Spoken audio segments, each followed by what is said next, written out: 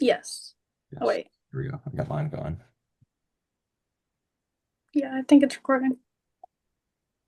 Okay, we can start, guys. The first question is very simple. It's just a highlight from June. For me, June was a really hard month, but it was amazing. We had the ACC championship, then regional. I mean, we trained really hard the whole season. We stayed focused.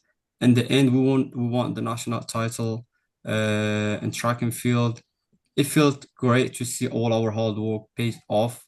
That moment is something I will never forget.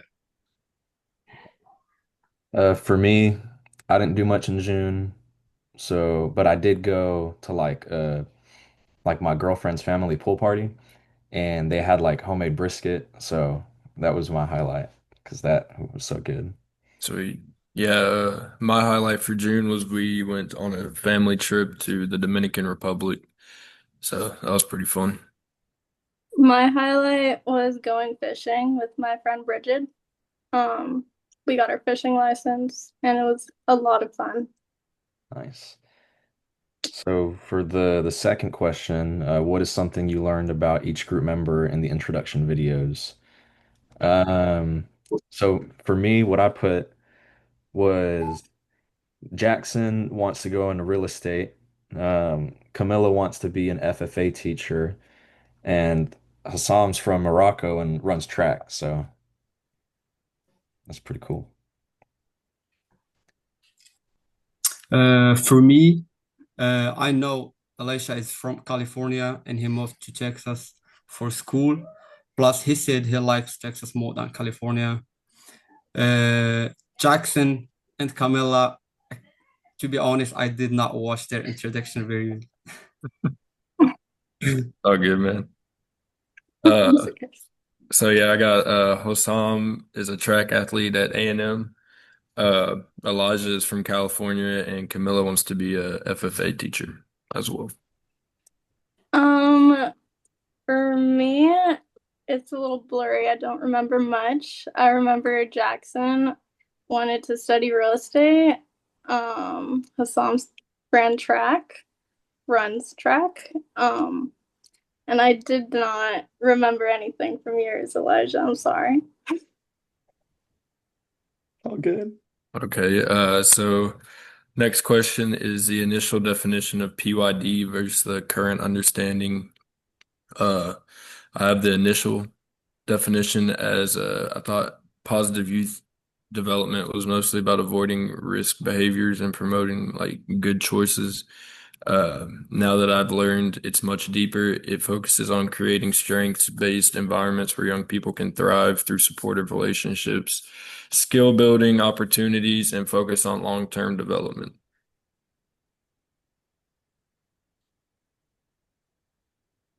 Awesome.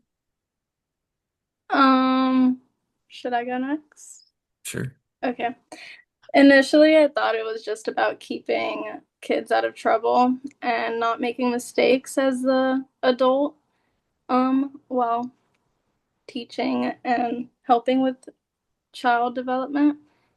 But now my understanding of it is that it is a developmental approach where you help children in a lot of different ways that you wouldn't expect, um, rather than problems to be fixed, like not viewing children as problems to be fixed. Yeah. For me, at the first, I thought PAD just meant like helping you stay out of trouble. No, I understand it's more about helping them grow their strength, build confidence, and feel supported. That's all I can say. So for me, before I like started taking, because this is my third, I think, youth development class, um, my idea was like just to create a positive environment for youth. Um, like without the like actual specifics of how to do so through like, you know, programming and implementing all like the different stuff that we've like learned in class, and that y'all talked about. So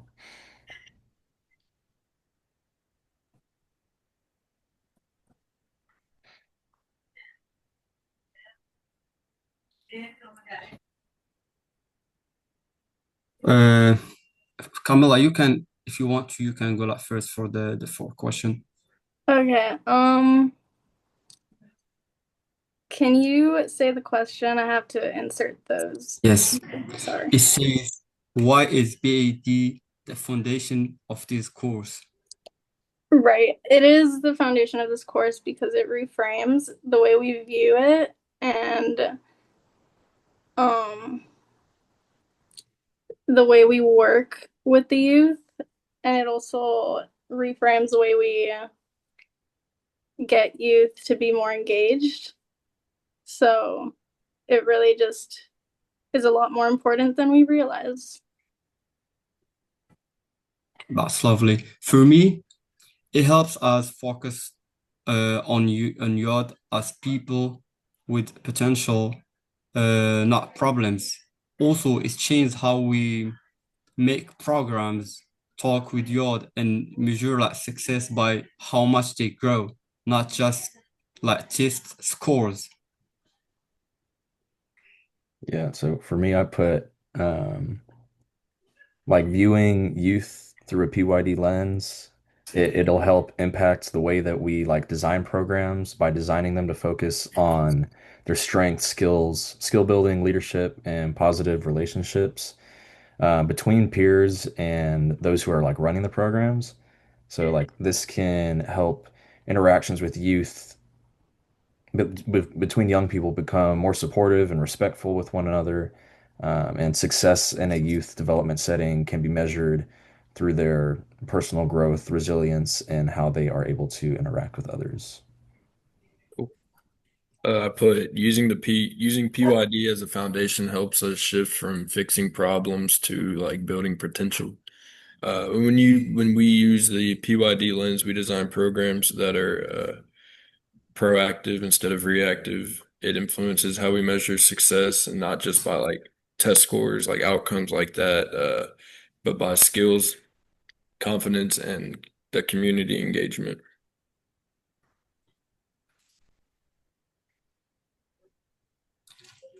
The fifth question says, one wow moment from the lecture.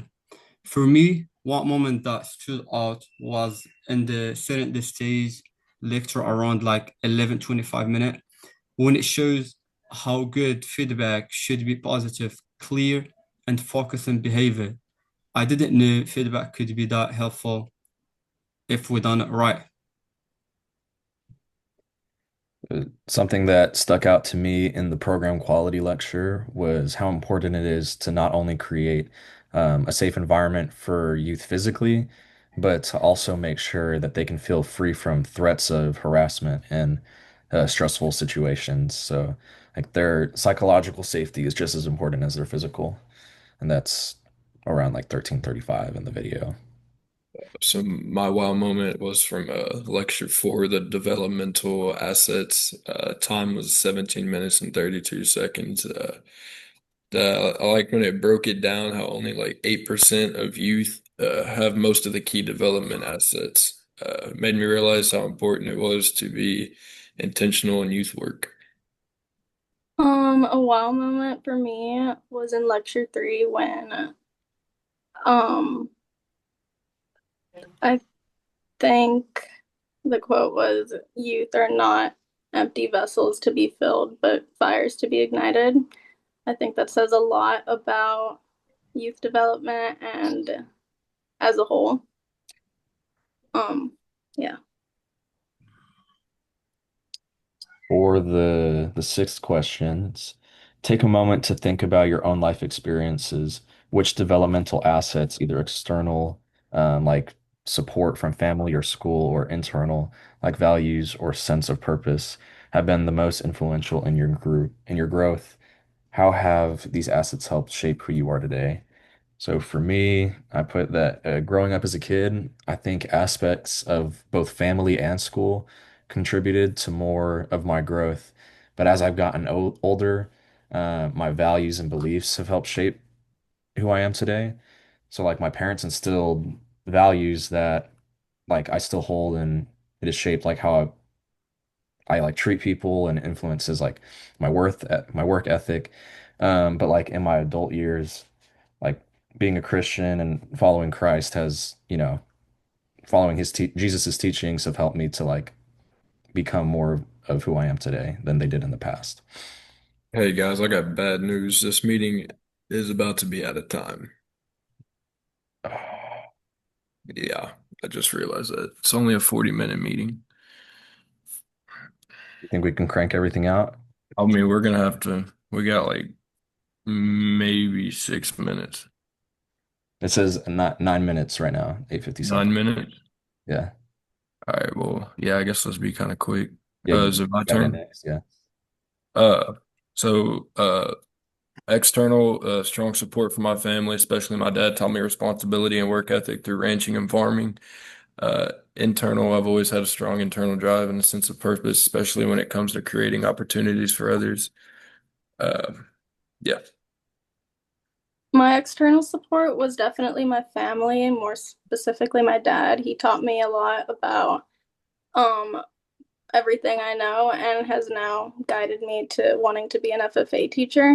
Internal would be my faith and going to a Catholic school. So the nuns and learning the teachings of the Bible has really structured my faith and who I am morally. My my answer is very simple. Is the support of my family and the strong personal values helped me a lot growing up. They kept me focused, and I feel like I had like people I could count on. So thoughts on the fall 2025 ticket pool? I think it's the intentions are there and they're well, but I bet it may cause some frustration if communication isn't clear, you know. I agree. I think it needed to be done. The tradition being gone is sad, but I'm sure there's going to be issues since it's new. Yeah. I think the new rules will help people like playing like better, but it might make it harder for some students to get like tickets at the last minute. So I thought it was a good change overall, but getting rid of like the 50-50 thing, I think is just stupid. Because if you have like you could have nine seniors and one freshman and you get freshman tickets, like that's just ridiculous. So it makes it to where like you can't you almost can't like bring younger people up with you to games. It just like isolates everybody. So The Um, question number 8, I would just like say the question out loud and you can answer it first, Camilla, if you want to. Perfect. It says, what goes in the subject line when emailing Dr. Nelson? ALEC 372. Yeah, it's the same. It's the same answer. Yeah. yeah, like 372. Cool.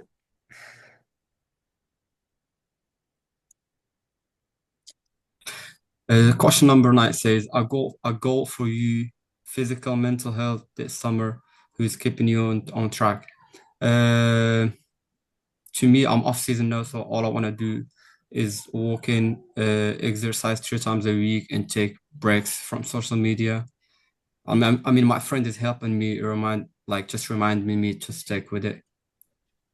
Yeah. Yeah, I have a goal to walk 10,000 steps a day and do a 10-minute reflection or journal before bed, and my roommate's holding me accountable. Yeah, for me, just to not spend as much time on social media. My roommate's got like a screen time thing for me, so Good. I'm starting to run more often because I have a puppy. Well, he's like a year old now. So he runs a lot. He has a lot of energy. So I'm trying to get into long distance running again. I used to be. number 10, did you look at the common scenarios document? What did you think about some of the emails sent to Dr. Nelson? So I think that the emails are reflective of people who may have not like gone through that document or watched like all the videos that he posted, since he's like clear on everything that he wants and what they're asking for in their email.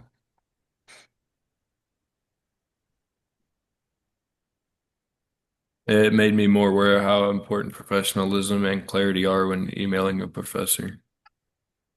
I think he really values clear and concise messages, emails. Um, Um, okay, some of the emails were just a little bit unprofessional. It showed like how important is it like to email like teacher with more respect and details. So confidence using logic models. I feel confident now. The process of breaking down inputs, activities, and outcomes make program planning easier to kind of see. Uh, yep. I agree.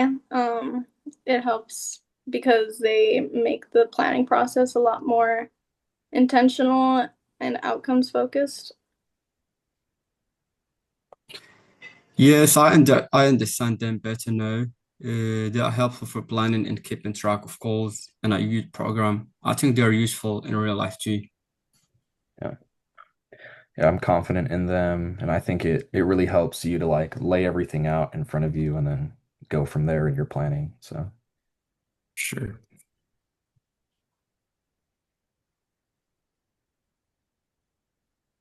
Meaningful relationships with an adult. When I was in high school, I had a teacher who saw my leadership potential and encouraged me to run for FFA chapter office. Her belief gave me confidence to set me on the path to becoming more involved in leadership. I also had an FFA teacher. His name was Mr. Gonzalez, and he introduced me to things like welding, and that put my foot in the door in things I would have never done before. So it gave me confidence as well. So. So My football coach always encouraged me and listened. That made me feel supported and confident. I mean, like real football, like not American football. yeah, for me, um, like those adults that I had relationships with, they were like centered on like respect and trust. So that was impactful for me because I knew that they were people that I could look up to or go to if I needed them for something. class concepts in Dr. Wilson's presentation, he mentioned the importance of building youth voice and choice in program settings, which connects the essential elements of youth development, specifically creating opportunities for self-determination.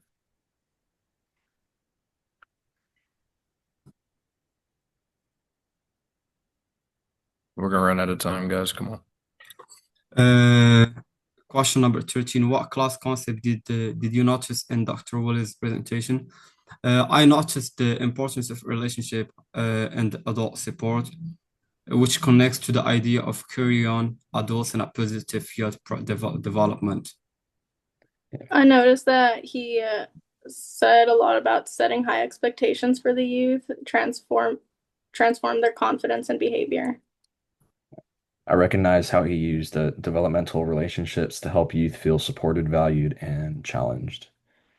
And for 14, on your essential elements worksheet, what did you get for number 3? Um, I got that it was a service to others and the rent you pay of your room here on Earth. That's what I got, sir. Me too. Me too. Number 15 is, have you been a captain in a leadership role before? What did you learn? Yes, I led a group project once. I realized I missed some people ideas and I learned to ask more questions next time. For me, I think that I like kind of left things too open to everybody, like taking their input. So I think in the future, and like what I've tried to do is be more like direct and leading everybody than kind of just, leaving it open. Yeah, me too, man. I try to become more open to constructive input and to avoid blind spots, you know. I would definitely improve on speaking more and communicating with team members more. Um, because I tend to be very quiet when working and being in a leadership position. So definitely that.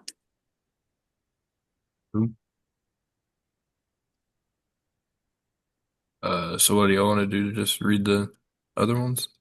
Yes, sir. I'll So do it. you got it? Yeah. All right. The first, Dr. Nelson, last questions. The first question say, can you name everyone in the group without looking and prove it. For me, yes, I can name everyone in the group. Camilla, she's the only lady in the group. Elisha, he's the guy I was talking to when I had problem with connection and the time difference. And Jackson is the host of the meeting. Yeah, so Jackson, Hassan, Camilla. Yeah. I'm gonna close these out. We got Hassan, Camilla, and Elijah. Jackson, Hassan, and Elijah. Lovely. Did y'all find the extra credit in the syllabus? Yes. Yes. No, I I did did not. not. I saw that he sent something out about it. Like, I don't know if it's other extra credit, but he was like, it's too late to do It's it. too I'm like, late. Yeah, I okay, saw that same I'm thing. not gonna look at it then. So Yeah. Did you look at the rubric before doing this assignment? Yes, I checked Absolutely. it, so I would know what to include. Absolutely. yeah, I looked over it quickly. So did I. What question says, did you see you have to answer all questions and write them down to submit with the video to be submitted with the video link? Yes, I saw that. I wrote all my answers and I would submit them with our video. Yeah, I also wrote all mine down before this, so I was reading off of them. Yep, me too. Me as well. Turned out was the last one. Cool Sweet. deal. Good work. Awesome. Lovely. Recording. Thank you guys. Really appreciate that.